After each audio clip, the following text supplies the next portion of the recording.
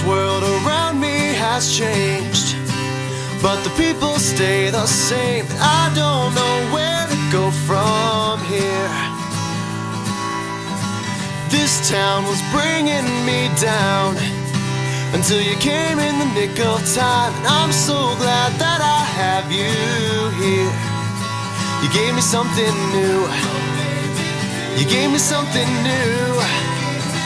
You gave me something new. Hey guys, Colton from HungryLittleCow.com here, and I'm here tonight talking about stuffed bell peppers. Stuffed bell peppers. Stuffed bell peppers. Now this is one of my favorite weeknight meals because it's super easy, super fast, and it doesn't take a lot of ingredients, so it's pretty cheap to make. And it can impress pretty much anyone because I think you're a gourmet chef when you're really not, and you just like to make stuff up in your kitchen. So we're going to start off with a nice green bell pepper like this. It's sweet, it's mild. They're a great vessel for things like chicken sausage, which we are also going to use.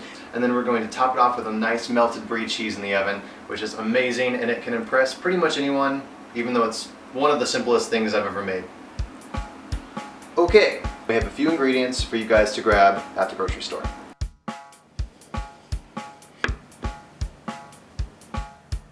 First, we're going to start with 1 tablespoon of a mild extra virgin olive oil.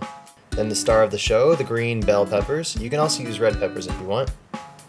300 grams of ground chicken thigh meat. You can also use chicken breast meat if you want. Chicken thigh just has a little bit more flavor to it.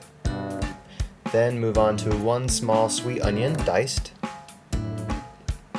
4 to 5 sprigs of fresh thyme. And 2 to 3 sprigs of fresh rosemary. And then 1 small handful of parsley. 4 nice big slices of brie that are going to actually go on top of the meat after it's cooked and really complement the flavor of the whole entire dish. Then moving on to 1 egg to bind all of the ingredients together in the pan. Then our nice spice mixture. We have 1 teaspoon of salt, 1 tablespoon of Dijon, kind of a sweet and savory mix there, white and black pepper, 1/4 teaspoon each, and 1/2 teaspoon of dried herb mix.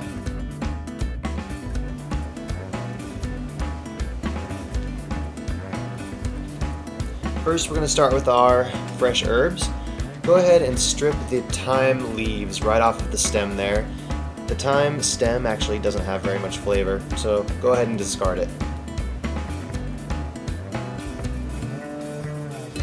Then after that, give the parsley a nice rough chop, just to make sure that it's in small enough pieces when it gets cooked into the meat. Move that aside. Then go ahead and move on to your rosemary. Now rosemary is a very aromatic herb, so make sure you get it right off the stem there. The stem can tend to be kind of woody. Since it is kind of a fibrous herb, make sure that you mince it really well and make sure it is nice and broken down. There you go. And there's your herb mix. Alright, with the green peppers, you're going to go ahead and cut them just like this, lengthwise, and cut them all the way around. Now these are going to serve as kind of a boat for your meat. So go ahead and take the seeds out just like this. Picked. And set the seeds aside. And take out some of the white part too, just because it has no flavor. And there you go. Nice and easy.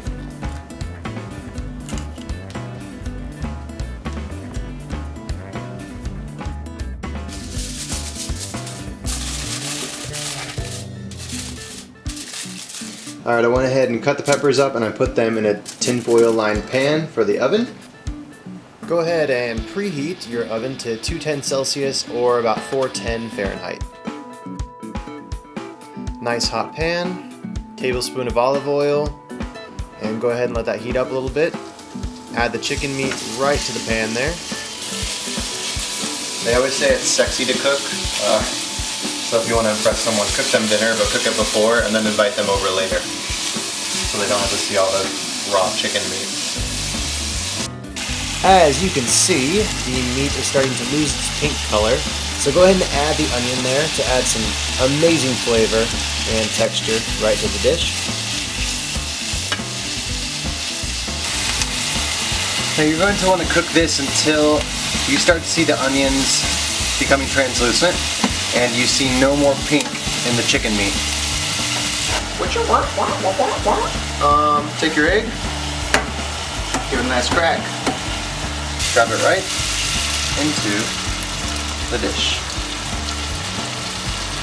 Go ahead and give that a nice stir, and make sure it's well incorporated in there. Things just got a lot quieter meat. Haha. Time to add our delicious spices. Got our dried herbs there, salt, white pepper, and of course our Dijon. Now go ahead and give that a nice stir.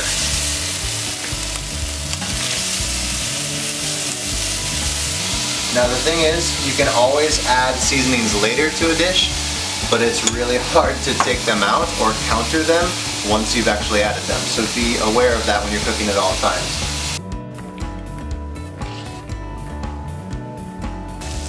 And last but not least, of course, our fresh herb medley. There you go. Try to get it all in the pan, not all over the stove like I just did. Go ahead and turn the heat off. And off the heat, go ahead and incorporate all of those in there. And they'll kind of start to wilt down, but you definitely don't want those to overcook and become too soggy because they still have to go into the oven. The smells in this kitchen right now are unreal. It's so delicious smelling. You can really smell that rosemary and that thyme. Two of the most aromatic, delicious herbs you can add into any of your cooking. Alright, so I started off with about 300 grams of chicken meat and our peppers. And you're going to take a few spoonfuls of the meat and just stuff the peppers with them. And you want to kind of pack it down in there just so you can use all of the meat. The word that they use in Japan for delicious is oishi. So, if you wanted to say, this looks delicious, which it is because I just tasted it off camera, you would say, oishi so. So, all together now, oishi so. Pop those suckers right into the oven, 210 Celsius for 20 minutes.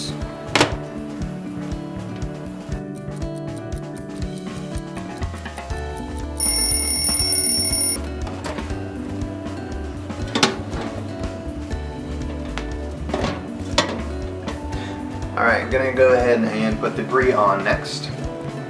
4 nice big chunks of delicious brie. Small one gets the small one. Go ahead and place them on like that, and into the oven they go.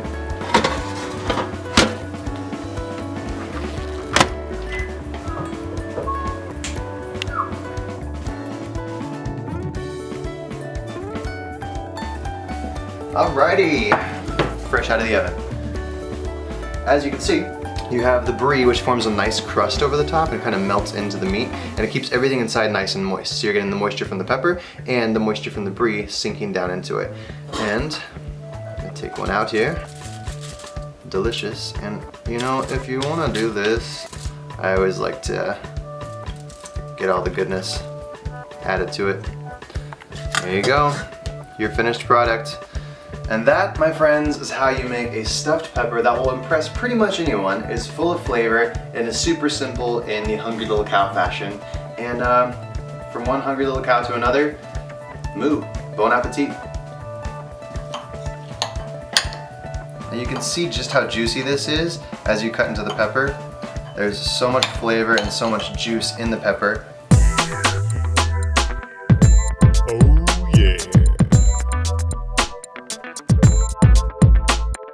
And my favorite part, getting to eat it.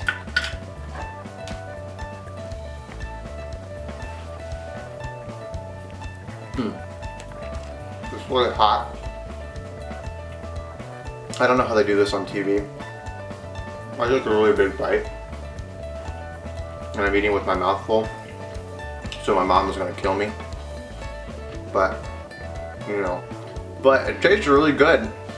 The brie adds a nice touch of class right on top.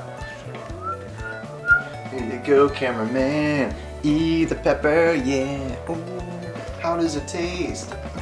Oishi! Oh, you see that? You said oishi, because I have a Japanese man as my film person. No, it's Adam. He likes whatever I cook. It's free food. You're paid to say that. Mm-hmm. Better say it's delicious. So good. www.hungrylittlecow.com, or you can check out my glypho.com/hungrylittlecow page, or Twitter, Hungry Little Cow, or you can go on Instagram @HungryLittleCow, or hungrylittlecow@gmail.com. Shoot me an email, say hey, let me know what you think of the recipes, and yeah, can't wait to hear from you guys. Peace out. Moo.